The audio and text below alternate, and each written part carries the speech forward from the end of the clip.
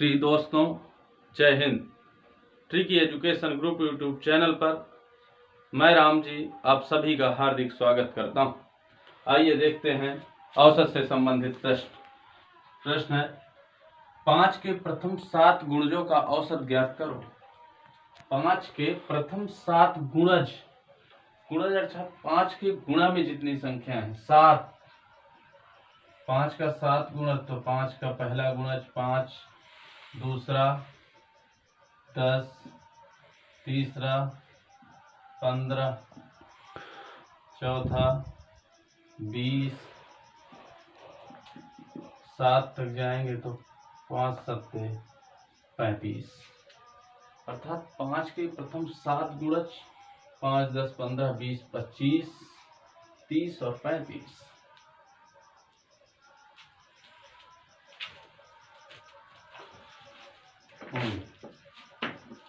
5 के प्रथम 7 गुणज 5, 10, 15, 20, 25, 30 और 35। 1, 2, 3, 4, 5, 6, 7 गुणज होगा। अब देखते हैं क्या इनका अंतर समान है। जी हाँ, क्योंकि गुणज है 5 के तो 5 का डिफरेंस है।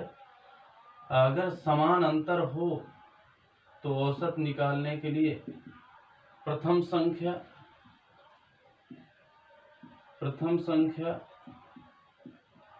प्लस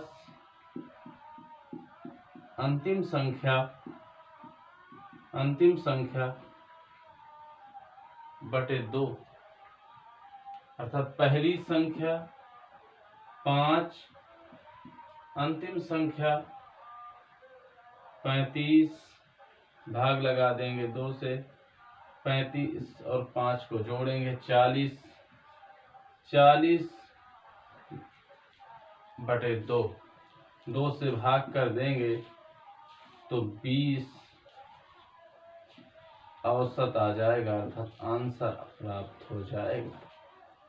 औसत निकालने के लिए अगर समान अंतर है संख्याओं के बीच में तो पहली संख्या में अंतिम संख्या को जोड़कर 2 से भाग लगा देते हैं, तो पहली संख्या है 5, अंतिम संख्या है 35, भाग कर देंगे तो 35, 5, 40 बटे 2 अर्थात 20 इसका आंसर प्राप्त हो जाएगा।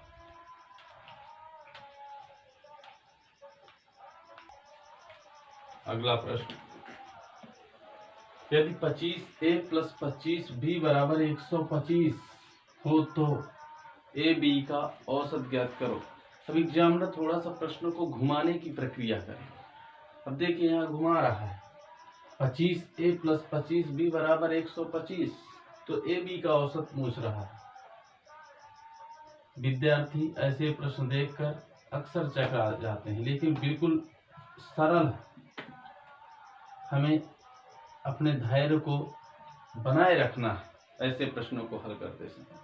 देखेंगे 25 दोनों में कॉमन है, कॉमन कर लेते हैं, दोनों में पाया जाता है, कॉमन हो गया तो a और ये प्लस b बराबर 125। ये तो समझ में आ गया होगा, क्योंकि 25 कॉमन का मतलब दोनों में 25 मिल गया, तो दोनों में 25 से हमने भाग कर दिया। अगर हम 25a में 25 से भाग करेंगे तो a बचेगा, 25b में 25 से भाग करेंगे तो b बचेगा बराबर 1।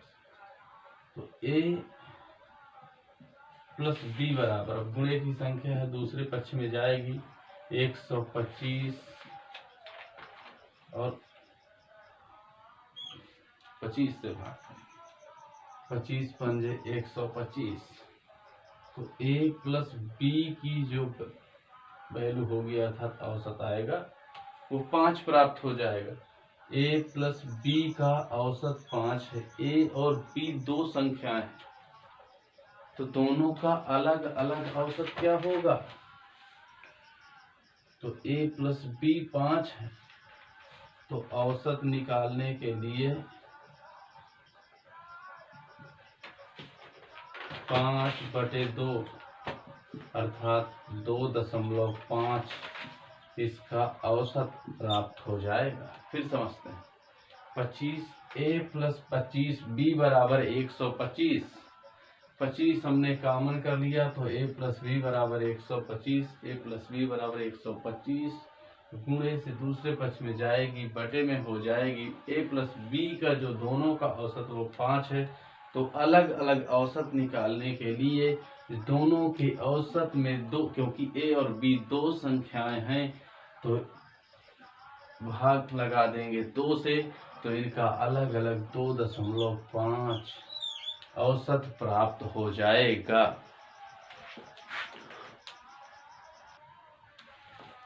देखते हैं 5 क्रमागत संख्याओं का औसत 26 है।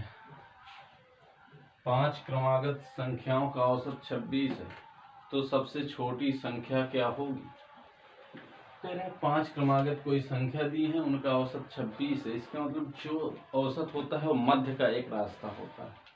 हमने समझ लिया कि 26 एवरेज होगा और 5 संख्याएं हैं, तो अगर मध्य की संख्या 26 है तो उसके पहले की संख्या और बाद की संख्या, बाद में 2 संख्या होंगी और पहले 2 संख्या होंगी।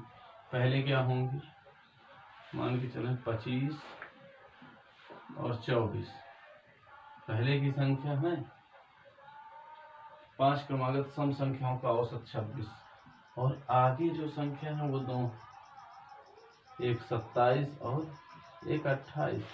क्योंकि अब सवाल कह रहा है कि 5 क्रमागत संख्याएं जिनका औसत 26 मतलब मध्य की संख्या जो है वो 26। तो सबसे छोटी संख्या क्या होगी? अब जब 26 पहले है, क्रमागत 5 संख्या है, तो उसके पहले 2 संख्या होंगी 25 और 24 और उसके बाद में 27 और 28। तो अगर इसमें हम देखें तो सबसे छोटी संख्या क्या होगी? सबसे छोटी संख्या 24 होगी। सबसे छोटी संख्या 24 होगी। लेकिन अगर एग्जामिनर ये चीज कह दे कि सबसे बड़ी संख्या क्या होगी, तो सबसे बड़ी संख्या 28 होगी। सबसे बड़ी संख्या 28 होगी। फिर समझते हैं 5 क्रमागत संख्याओं का औसत 26 है। 5 क्रमागत संख्या इनका औसत 26 है, तो औसत मतलब मध्य की संख्या, उसके पहले 2 संख्या होंगी 24 और 25, बाद में होंगी 27 और 28। थिंक को डेवलप करना है सवालों को हल करते समय, तो सबसे छोटी संख्या 24 हो जाएगी और सबसे बड़ी संख्या 28 हो जाएगी। ये आंसर प्राप्त हो जाएगा।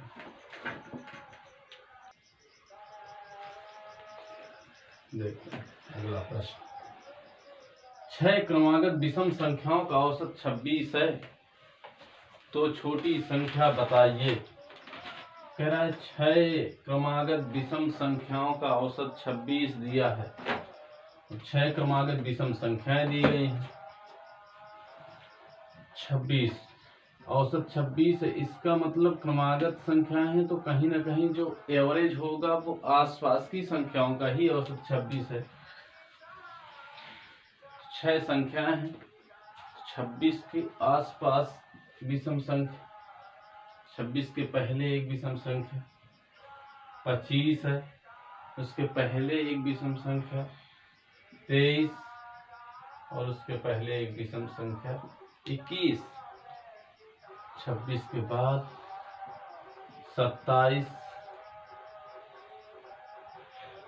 27 के बाद 29, 29 के बाद 31।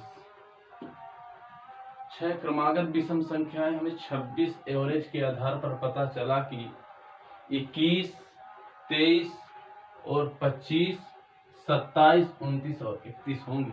चूंकि आसपास की संख्याएं होंगी क्रमागत, तभी उसका एवरेज जो होगा वो 26 होगा। कह रहा है कि सबसे छोटी संख्या क्या होगी। अगर हमने ये संख्याएं निकाली कि किन संख्याओं का क्रम बन रहा है, तो सबसे छोटी संख्या हमें पता चल जाएगी। सबसे छोटी संख्या 21 होगी। सबसे छोटी संख्या 21 होगी। अगर यही चर्चा हो जाए कि सबसे बड़ी संख्या क्या होगी, तो सबसे बड़ी संख्या 31 होगी। Tricky education group YouTube channel को लाइक शेयर एंड सब्सक्राइब जरूर करें। धन्यवाद।